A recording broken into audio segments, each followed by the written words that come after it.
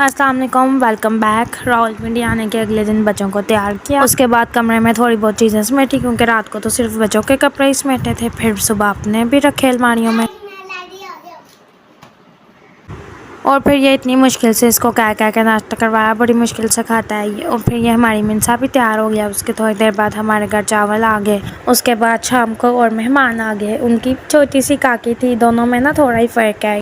दोनों साथ में कितनी क्यूट लग रही थी ना माशाल्लाह। फिर सफ़ीला को बड़ी मुश्किल से खाना खिलाया गया। हम बाहर जाएंगे, खाना खा लो, फिर बाहर लेकर जाएंगे, ये कह के सफ़ीला को बड़ी मुश्किल से खाना खिलाया। पहले तो खा ही नहीं था रहा, तो बाहर जाने के नाम पे ना फटाफट खाने लग जाता है। फिर हम लोग रात को KFC गए और ये मिनसा वहाँ पे इतने अच्छे मूड में बैठी हुई थी ना।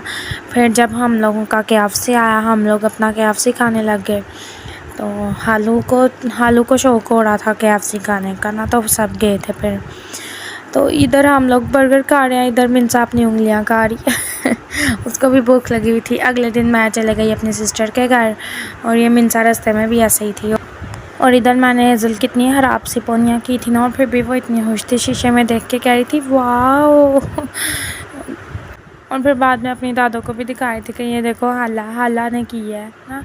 तो बड़ा मज़ा आ रहा था। और फिर मैं वो अपनी बहन के साथ बाज़ार चले गई, जिधर सफ़ी पराम देख के इतना खुश हो गया कि उसमें कहता मैंने ही बैठना है तो फिर जब घर वापस आए, कपड़े वगैरह चेंज किए क्योंकि रास्ते में बारिश शुरू हो गई थी। और इधर मुझे हेज़ल इतनी प्यारी स्माइल कर के दिखा रही है ना कि हाला ये देखें स्माइल। और फिर रात को घर आने के बाद सफ़ीला अपने बाबा के साथ मस्तियाँ कर रहा था, तो कह रहा था मोबाइल छोड़ दो और मेरे साथ खेलो, तो बातें करो। फिर ये अपने बाबा के साथ खेलने लग गया था। बताओ पहले